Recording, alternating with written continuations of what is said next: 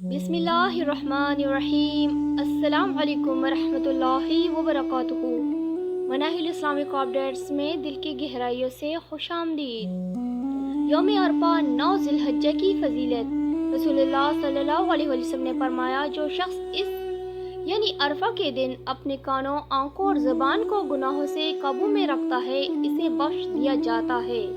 उम्मुल मोमिनीन सैयदा आयशा रज़ी अल्लाह तआला अन्हा फरमाती है, मुझे पूरे साल के दिनों में से अरफा के दिन का रोज़ा रखना सबसे ज़्यादा पसंद है।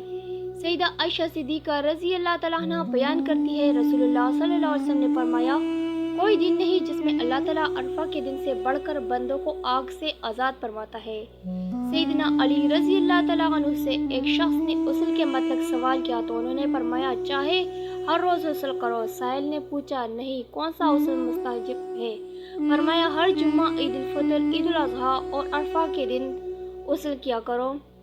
सुभान अल्लाह। इस तरह इस्लामिक वीडियोस के लिए हमारे चैनल को सब्सक्राइब ज़रूर कीजिएगा और इस वीडियो को शेयर भी कीजिएगा। शुक्रिया।